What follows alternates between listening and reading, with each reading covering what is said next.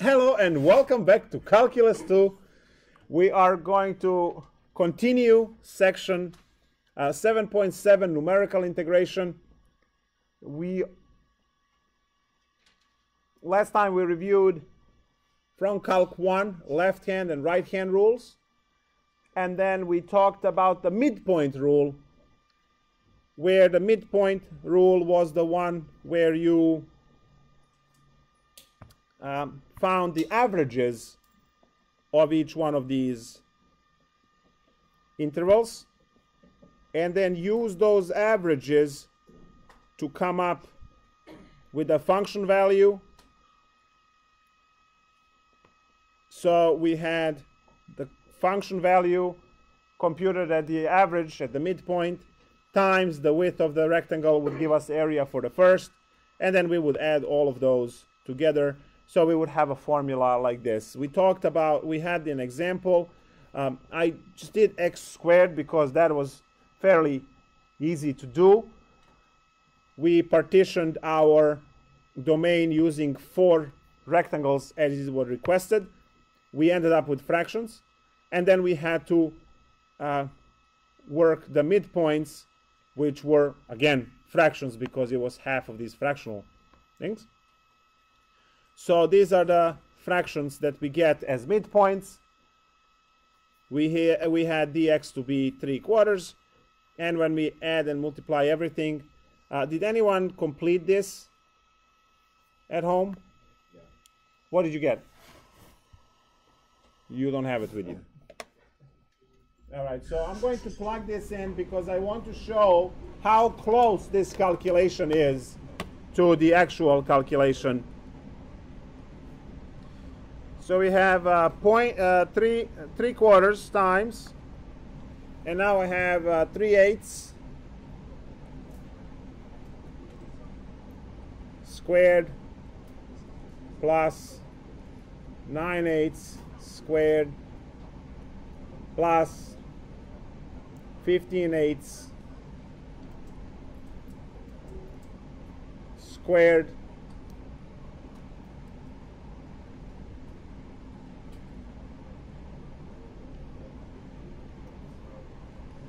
plus 21/8 squared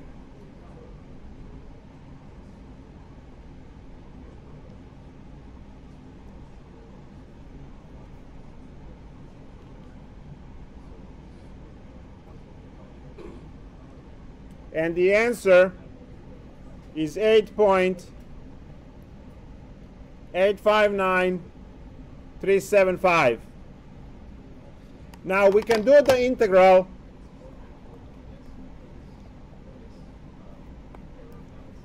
by hand.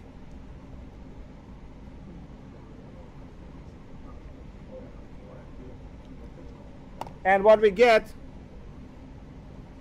is 27 divided by 3 is 9. You see that this is, 14 cents off. Not that bad for approximation. You want better precision? Use more rectangles. Now more rectangles, more calculations to be done. So what are the other methods that we can use other than the midpoint? Remember, for the midpoint you have to compute all of the midpoints first and then function at those midpoints. It's a lot of work. So let's take a look at the trapezoidal rule.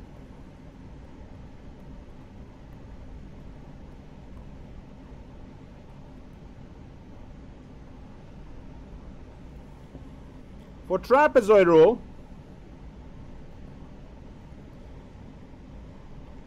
once we partition,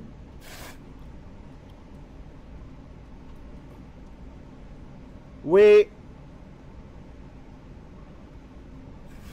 draw this straight line segments to connect left and right corner, and you see that produces very little error. And what you have here is a trapezoid, which you can put sideways,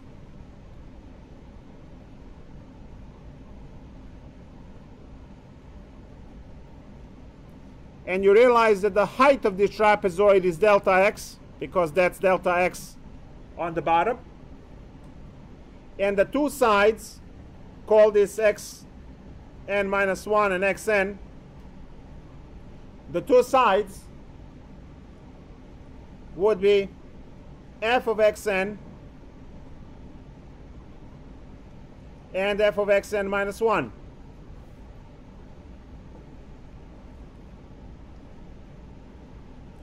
The area of the trapezoid is the average of the two values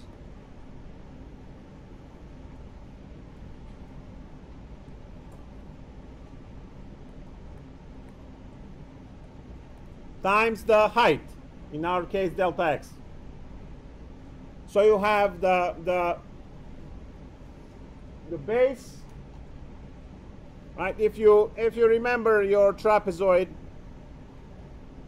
A, B, and the height h, area was a plus b over 2 times h. So now we're using the same thing here, and just using our numbers.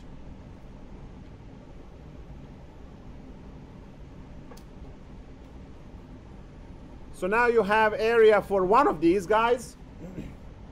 Now note that the trapezoid to the left and the trapezoid to the right are also using these two sides. So when you plug all of this together,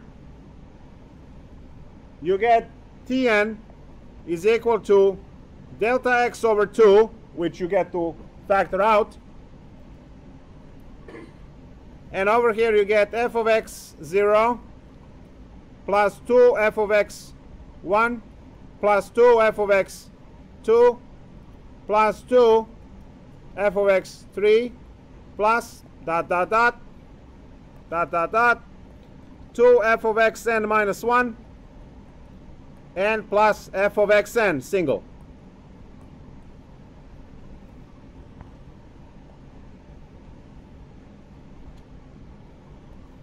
Now you might ask, why are all these ones in the middle times 2 and the ones at the end single? It's exactly what I said here. When you have succession of these, if you look at the next one, when you write the equation for this one, you're still using this point. So that point will be used twice. And this point will be used twice because there's another one over here. So only the first one at x0, which is at A, and the last one at xn, which is at B, are the ones that are used once. They're the only ones that are used once. All of the other ones in the middle are used twice, right? Because it's shared between two adjacent trapezoids. So the formula is delta x divided by 2. Divided by 2 is from the area. And then you have all of these guys added together.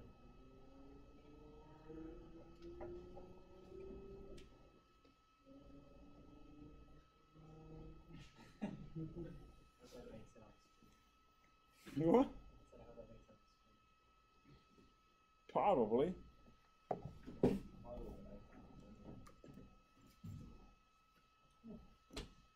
I mean, otherwise all of that for nothing, you know. I worked very hard to take the muffler off and put it in the garbage.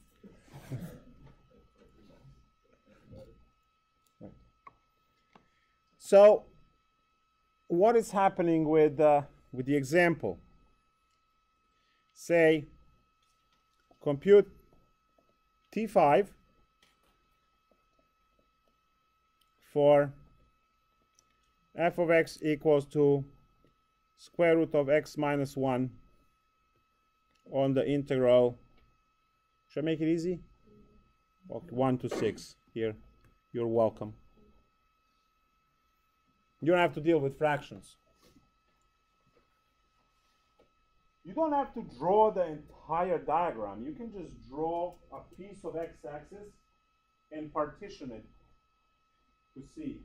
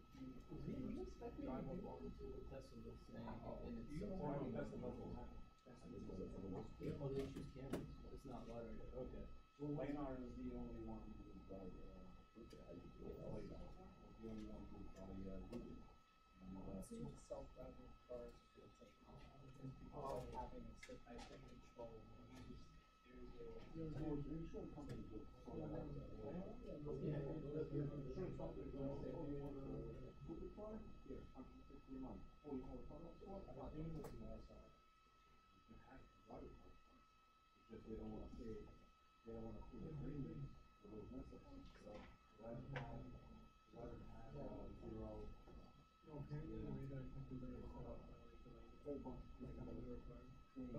was wondering about that. That's kind of hard.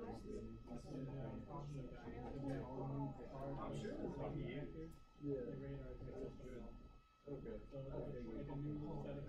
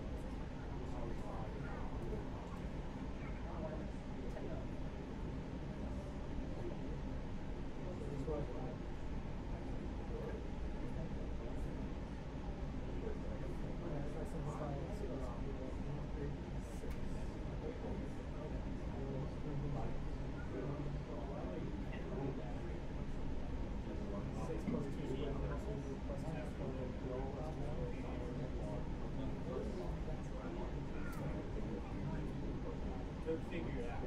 But I'm sure there's like videos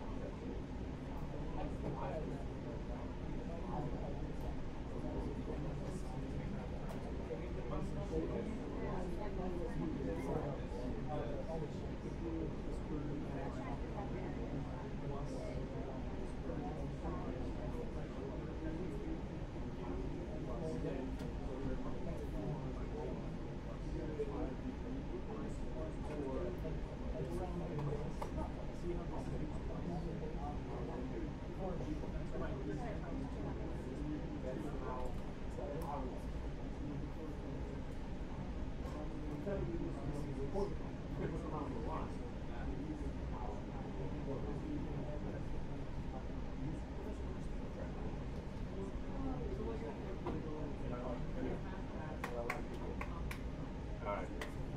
All right, so you had more than enough time to just plug this into the formula and be done.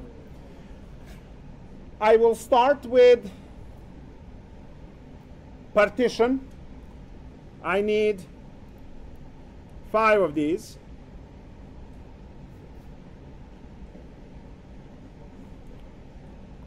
Have to start at 1. They have to end at 6. We are going to calculate the delta x. Delta x is equal to b minus a over n, which is 6 minus 1 over 5, which is 1. Great, so these all landed to be integers. All it's left for us is to plug these integers into formula and we are done.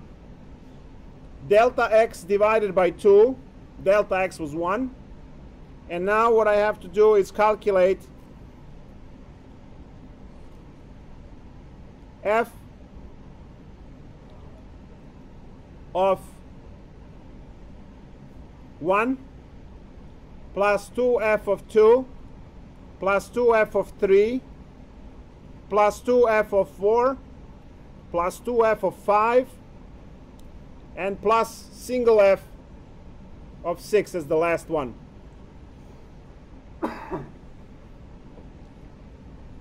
Now we plug these in the function. So I have a square root of 1 minus 1 is 0. Plus 2 square roots of 1. Plus 2 square roots of 2. Plus 2 square roots of 3. Plus 2 square roots of 4. 1, 2, 3, 4, 5. And the last one is square root of 5.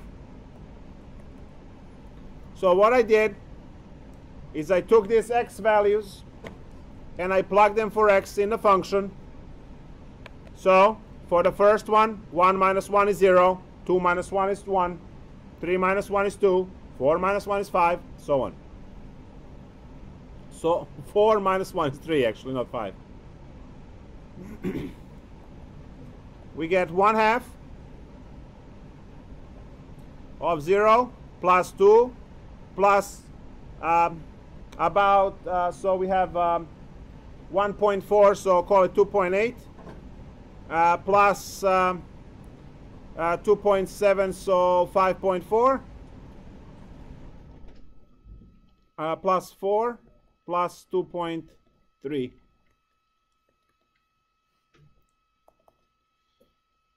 What do I have? I have 8, 12, 15. And then 10, 16. And then a half of that, which is 8.25. So about 8.25.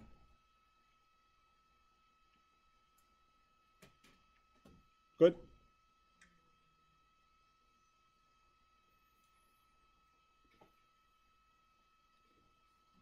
Again, I use this on an example which we can calculate by hand easily. This is not to be used on the stuff that you can do easily.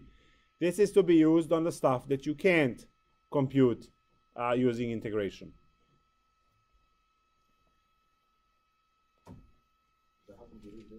What happened? Yes. This is how computers are working on. Oh, I killed my calculation. 1/2 of, what was that? 16.5, which was 8.25. Come on, sync.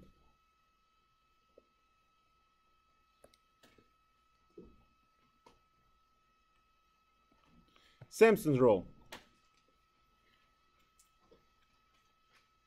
Simpsons Rule is going to use parabolas to approximate the function. And for Simpsons Rule, if you have a function that you're working on, when you cut this into smaller parts, you will have to pick 3 points and fit the parabola through those 3 points. There will be some error. There will always some error. But it's not that much. So Simpson is going to use xn minus 2, xn minus 1, and xn. It's going to use 3 points to compute. Now, derivation for this is a little bit trickier, actually much trickier than trapezoid midpoint. And it has to do with fitting the parabola in the 3 points that are given. Now, that procedure takes actually a long time to do by hand, so derivation of this is a little bit harder. If you are given 3 points, let's say you are given 2, 3, and you are given to, you don't have to write this, 5, 8, and you are given to, let's say, 10, 13. Let's go with 10, 7, whatever. So let's say these are the points that you are given. These are all x and y values. You have ax squared plus bx plus c equals to y. You can see that you can calculate a, b, and c if you create 3 equations which would have 3 variables. So you have your 2 is x, so you have a times 4 plus b times 2 plus c equals to 3. And there is your first equation. 4a plus 2b plus c equals to 3. And then you repeat this for the second and the third point. You will have 1, 2, 3 equations, and those 3 equations you use together to come up with the parabola. And then the next set will be reusing the 2 points and then the next point, and so on and so on. So without deriving all of this stuff, I'll give you the formula, and you memorize this formula. You plug in the numbers into the formula. So Simpsons rule, let's Sn is delta x divided by 3. And now you have f of x0, again, single on the first term. Now the next term is times 4. And then the next one is times 2. And it starts oscillating between 2 and 4.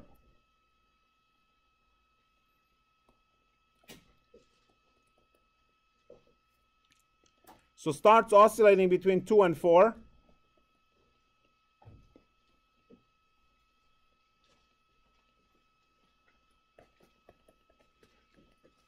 And then the last few terms would be 2 f of xn minus 2 plus 4 f of xn minus 1 plus single f of xn, which is the last term, and you're done. Now you see it's a very particular pattern. It goes 1, 4, 2, 4, 2, 4, 2, 4, 2, 4, 2, 4, 1. So the pattern will always start inside with a 1 and then a 4 and then a 2 and then a 4 and then a 2, and then it will be switching back and forth and back and forth, and then finally settle at 4, 2, 4, 1. In order for this particular pattern to exist in the formula, a major requirement of a Simpsons method is that you have even a number of rectangles. So that, I'm going to write it here in blood, n must be even. Now you know that n is the number of rectangles or divisions. Number of divisions.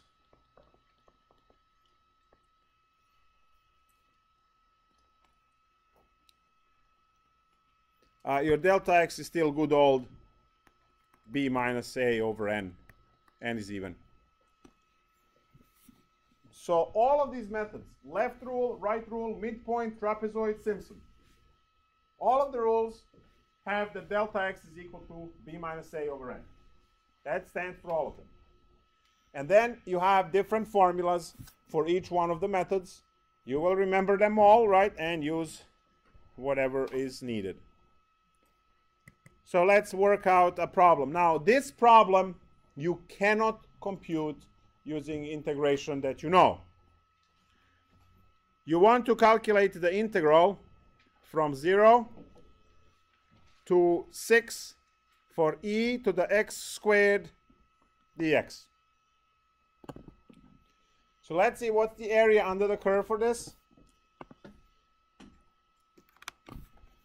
And you are going to use, remember, you can only use even amount. So let's use 6 of these guys so it's even, so we don't have fractions and stuff like that.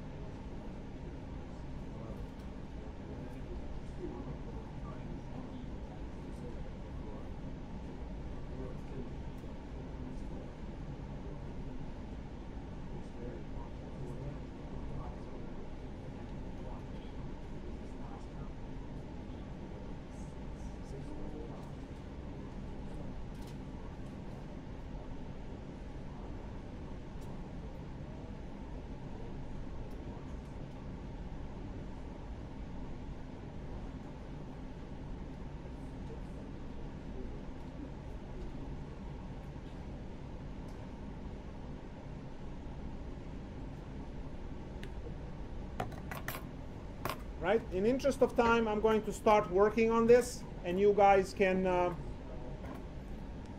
either continue working on your own without looking up, or you can just look up. I'm not going to talk. I'm just going to write it out, and we're just using the formula.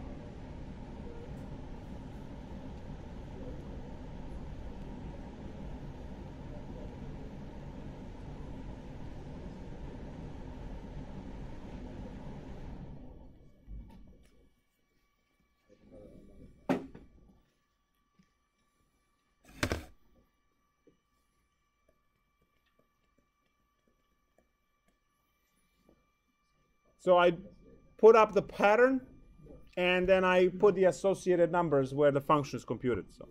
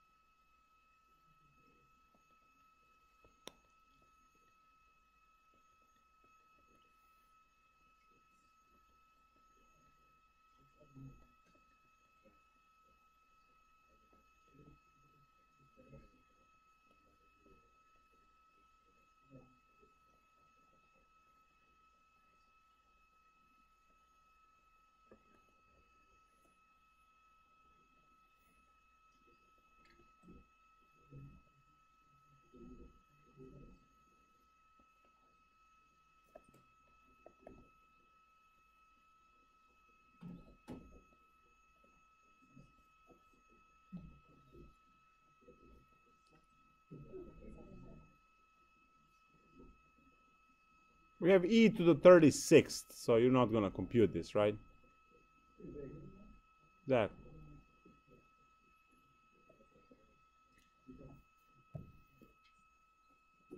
If you know the formula, you will plug everything in the formula, and that's it. Now, generally what I say to my students, because a fair amount of you will be computer science, guys, this is what you do. Write a little code in Java or something that uses this. Make that code ask you for input of rectangles, right? Function and the interval, and you can come up with the code. It should take you a day of messing around with it. You can. What happened? What do you mean? Use the code. See, that is something that I would actually do. I would say it's completely optional for you to write the code, and if you write the code, you can use it on the exam. That would be a really cool thing. But unfortunately, our education is not structured that way, so the answer is no.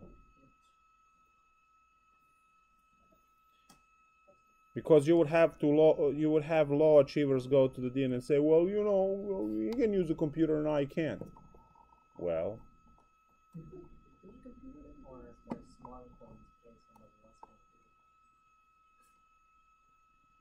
Then you can make the same argument for economically disadvantaged if you have the ones with deep pockets cheating that way. It's always going to be complainers, and they always ruin it for everyone else. Yes?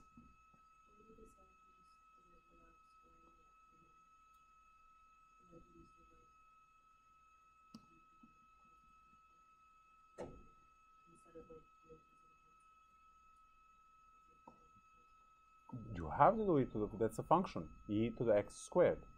And your x values are 0, 1, 2, 3, 4, 5, 6. So those guys go in there, and you have 2 squared, 3 squared, 4 squared, 5 squared, and 6 squared. 6 squared, 36. E to the 36th exponent, eesh, not cool. Sounds good? Awesome. All right, so we're going to restart the stream for 7.8.